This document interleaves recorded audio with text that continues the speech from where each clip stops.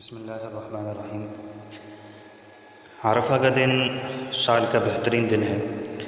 اور یہ وہ عظیم دن ہے جس کے بارے میں رسول اللہ صلی اللہ علیہ وسلم نے ارشاد فرمایا، کوئی دن ایسا نہیں ہے کہ اس میں اللہ تعالیٰ عرفات کے دن سے زیادہ لوگوں کو جہنم سے آزاد کرتے ہو۔ یہ صحیح مسلم شریف کی روایت ہے۔ مطلب یہ کہ عرفات کے دن اللہ تعالیٰ بہت سارے لوگوں کو جہنم سے خلاصی نصیب فرماتے ہیں۔ حضرت ابو قتادہ رضی اللہ تعالیٰ عنہ سے روایت ہے کہ نبی صلی اللہ علیہ وسلم نے فرمایا، صیام یوم عرفہ انی احتسب علی اللہ ان یکفر السنۃ التی قبلہ والسنۃ التی بعدہ۔ یہ حدیث مبارکہ مسلم شریف کے اندر بھی ہے، ترمذی میں بھی ہے، اور ابن ماجہ، ابو داؤد، مسند احمد کے اندر یہ حدیث مبارکہ موجود ہے۔ حضور نے فرمایا کہ مجھے اللہ تعالیٰ کی ذات سے امید ہے کہ وہ یوم عرفہ کے روزے رکھنے کی صورت میں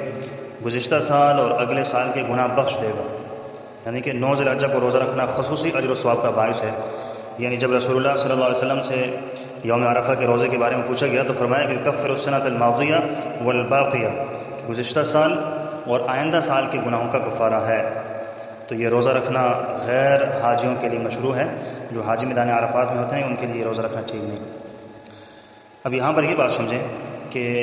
9 ذی الحجہ کو یوم عرفہ کہنے کی وجوہات کیا ہیں۔ تو 9 ذی الحجہ کو یوم عرفہ کہنے کی فقہا نے 3 وجوہات بیان کی ہیں۔ پہلی وجہ یہ ہے کہ حضرت ابراہیم علیہ السلام کو 8 ذی الحجہ کی رات خواب میں نظر آیا کہ وہ اپنے بیٹے کو ذبح کر رہے ہیں،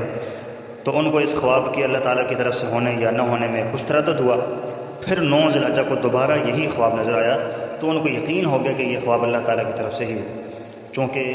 حضرت ابراہیم علیہ السلام کو یہ معرفت اور یقین 9 ذی الحجہ کو حاصل ہوا تھا، اسی وجہ سے 9 ذی الحجہ کو یوم عرفہ کہا جاتا ہے۔ ایک وجہ یہ بھی لکھی ہے فقہا نے کہ 9 ذی الحجہ کو حضرت جبرائیل علیہ السلام نے حضرت ابراہیم علیہ السلام کو تمام مناسک حج سکھلائے تھے۔ مناسک حج کی معرفت کی مناسبت سے 9 ذی الحجہ کو یوم عرفہ کہا جاتا ہے، یہ بھی ممکن ہے۔ تیسرا فرمایا کہ 9 ذی الحجہ کو حج کرنے والے حضرات چونکہ میدان عرفات میں وقوف کے لیے جاتے ہیں تو اس مناسبت سے 9 ذی الحجہ کو یوم عرفہ بھی کہہ دیتے ہیں۔ تو یہ جتنے بھی اقوال ذکر کر دیے فقہا نے اقوال بیان فرمائے، تو یوم عرفہ کو صرف وقوف عرفہ کے ساتھ خاص کرنا یہ درست نہیں ہے کہ وہاں پہ حاجی حضرات وقوف کرتے ہیں، ٹھہرتے ہیں میدان عرفات میں، اس کے ساتھ بالکل خاص کر دینا یہ ٹھیک نہیں ہے، بلکہ یہ مختلف وجوہات کی بنا پر 9 ذی الحجہ کا ہی دوسرا نام اس کو یوم عرفہ دیا جاتا ہے۔ لہٰذا یہ بات سمجھنے کی ہے کہ یہ دن ہر ملک میں اپنی تاریخ کے اعتبار سے ہوگا، یعنی دیگر ممالک میں جس دن 9 ذی الحجہ ہوگی وہی دن یوم عرفہ کہلائے گا، اگرچہ اس دن سعودی عرب میں یوم عرفہ کیوں نہ ہو۔ اس کو اس طرح بھی سمجھ لیں کہ جو بلاد بعیدہ ہیں جن کے طلوع و غروب میں کافی فرق پایا جاتا ہے، کہ سورج طلوع ایک وقت میں ہو رہا ہے، دوسری جگہ پر اگلے دن جا کے ہو رہا ہے، اور غروب کے اندر بھی ایسے ہی بہت بڑا فرق پایا جاتا ہے، تو ان کی رویت ایک دوسرے کے حق میں معتبر نہیں ہے۔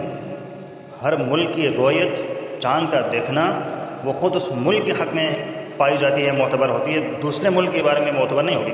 اور سعودی عرب اور دیگر ممالک کے مطلب میں بھی کافی فرق ہوتا ہے۔ ہم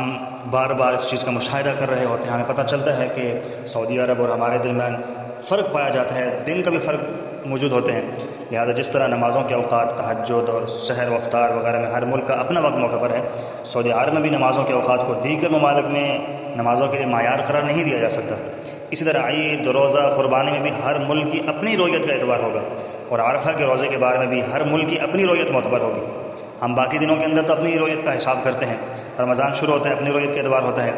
ہر چیز کا محرم شروع ہوا اپنی رویت کا اعتبار ہوا، لیکن جب 9 ذی الحجہ کا دن آتا ہے تو پھر ہم خاص اس کو ان کے ساتھ کر دیں تو یہ ٹھیک نہیں ہے۔ ہر ملک کی رویت خود اس ملک کے اعتبار سے اس کے ساتھ ہوتی ہے، باقی دوسرے ممالک کو اس میں کسی قسم کا عمل دخل نہیں ہوتا ہے۔ لہٰذا جس دن دیگر ممالک کے حساب سے ذی الحجہ کی 9ویں تاریخ ہوگی اسی دن روزہ رکھنے سے یوم عرفہ کے روزے کی فضیلت حاصل ہوگی، بھلے اس دن مکہ مکرمہ عید کا دن ہی کیوں نہ ہو۔ یہاں ایک اور بات سمجھ لیں کہ بعض احادیث میں روزے کی فضیلت بیان کرتے ہوئے یوم عرفہ کے بجائے 9 ذی الحجہ کے الفاظ موجود ہیں، یوم عرفہ کے بجائے 9 ذی الحجہ کے الفاظ مذکور ہیں۔ مثلا بعض امہات المؤمنین بیان کرتی ہیں کہ کان رسول اللہ صلی اللہ علیہ وسلم یصوم 9 ذی الحجہ و یوم عاشوراء، یہ روایت ابو داؤد شریف کے اندر بھی ہے اور نسائی کے اندر بھی ہے، مسند احمد کے اندر بھی موجود ہے کہ رسول اللہ صلی اللہ علیہ وسلم ذی الحجہ کے 9 دن اور عاشوراء کے روزے رکھا کرتے تھے۔ ذی الحجہ کے 9 دن روزہ رکھتے تھے، مطلب 10 ذی الحجہ کا روزہ نہیں رکھتے تھے، 9 دن روزہ رکھتے تھے، اور عاشورہ کے دن کا روزہ رکھتے تھے۔ یعنی یہ روزہ دراصل 9 ذی الحجہ کا ہے، کیونکہ عاشرہ ذی الحجہ کے ابتدائی 9 دن میں سے ہر روزے کی فضیلت حدیث میں مستقل طور پر آئی ہے، اور ظاہر ہے کہ ایک سے لے کر 8 تاریخ تک کے روزوں کی فضیلت پوری دنیا کی اپنی اپنی تاریخ کے اعتبار سے ہے،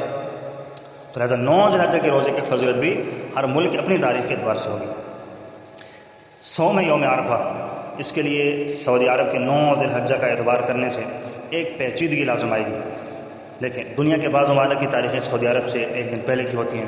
یعنی وہ ممالک جہاں چاند کی پیدائش اور طلوع و غروب سعودی عرب سے پہلے ہو، ایک دن پہلے ہو گیا ہو۔ مثلا جس دن سعودی عرب میں 9 ذی الحجہ ہے تو اس دن اس بعض ممالک کے اندر 10 ذی الحجہ ہوگا، تو 10 ذی الحجہ کو اس ملک کے مسلمان عید الاضحیٰ منائیں گے، اور اس دن ان کے لیے روزہ رکھنا ناجائز ہوگا۔ پھر وہ اس دن کو سعودی عرب کی مطابق میں یوم عرفہ مان کر اس میں روزہ کیسے رکھ سکتے ہیں؟ یہ کیسے ممکن ہے کہ وہ یہ کہیں کہ نہیں، آج تو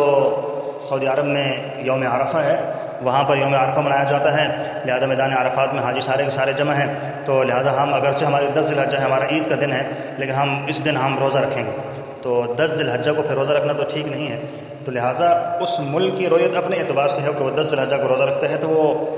ٹھیک نہیں کرے گا۔ اس کے لیے حکم یہ ہے کہ وہ 9 ذی الحجہ کو روزہ رکھ لیں، کیونکہ اس کے لیے یوم عرفہ 9 ذی الحجہ ہی قرار دیا گیا ہے۔ اسلام صرف 21ویں صدی کا مذہب نہیں ہے۔ جدید ذرائع ابلاغ سے آج کل معلوم ہو جاتا ہے کہ سعودی عرب میں کس دن یوم عرفہ ہے۔ پہلے کی صدیوں میں جب یہ جاننے کے ذرائع نہیں تھے، اس وقت بھی لوگ یوم عرفہ کا روزہ اپنے یہاں کی تاریخ کے حساب سے رکھتے تھے۔ آج کل بھی دنیا کے تمام خطوں میں ہر شخص کو جدید ترین سہولیت حاصل تو نہیں ہے، تمام لوگوں کے لیے اب بھی دوسرے علاقوں کے بارے میں بروقت معلومات حاصل کرنا آسان نہیں ہوتا، اس لیے اب بھی مناسب اور آسان اور قابل عمل یہی معلوم ہوتا ہے کہ ہر ملک کے لوگ اس دن عرفہ کا روزہ رکھیں جس دن ان کے ہاں 9 ذی الحجہ ہوا کرے۔ اچھا، ایک بات یہ بھی سمجھ لیں، یوم کس کو کہتے ہیں جی؟ یوم کا اطلاق جو ہوتا ہے نا وہ دن کے اوپر ہے۔ دن کا اطلاق طلوع آفتاب سے لے کے غروب آفتاب تک ہوتا ہے، اور صوم روزہ طلوع فجر سے شروع ہوتا ہے اور غروب آفتاب پر مکمل ہو جاتا ہے۔ صبح شروع ہوا اور مغرب میں مکمل ہوا۔ اگر صوم یوم عرفہ کا روزہ رکھنے میں سعودی عرب کی 9 ذی الحجہ کا اعتبار کیا جائے، اس لیے کہ اس دن وہاں وقوف عرفہ ہے، تو پھر روزہ کے آغاز اور اختتام کے سلسلے میں بھی سعودی عرب کے اوقات کی پابندی ہونی چاہیے۔ پھر تو عرفہ کا روزہ دنیا کے ہر خطے میں اس وقت شروع کیا جائے جب سعودی عرب میں 9 ذی الحجہ کو طلوع فجر کا وقت ہو، اور اس وقت افطار کر لیا جائے کہ جب سعودی عرب میں 9 ذی الحجہ کو غروب آفتاب کا وقت ہو۔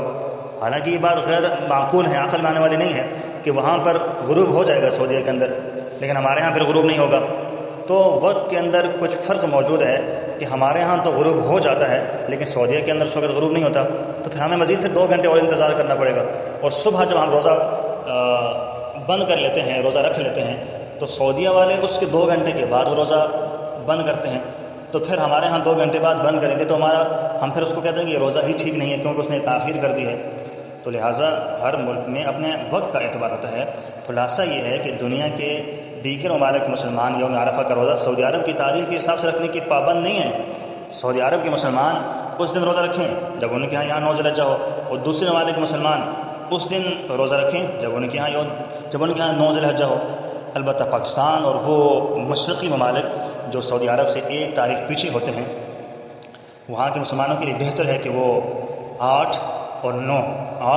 9 ذی الحجہ دونوں دن روزہ رکھ لیا کریں، کیونکہ عاشرہ ذی الحجہ کے ہر روزے کی فضیلت صحیح حدیث سے ثابت ہے، اور ان ممالک کے لوگوں کے لیے اس دن روزہ رکھنے میں کوئی ممانعت بھی نہیں ہے۔ اور ایک فائدہ یہ بھی ہو جائے گا کہ چلیں جب وہاں میدان عرفات میں اللہ تعالیٰ کی خاص رحمتیں اتر رہی ہوں گی، آپ کی عبادات اور اعمال کی بدولت ان میں آپ کا بھی ایک بڑا حصہ ہو سکتا ہے، لہذا دونوں دن روزہ رکھ لیا کریں اور اس قسم کے اعتراضات سے بچتے رہیں۔ اللہ کریم سب کو سمجھ اور عمل کی توفیق نصیب فرما دے۔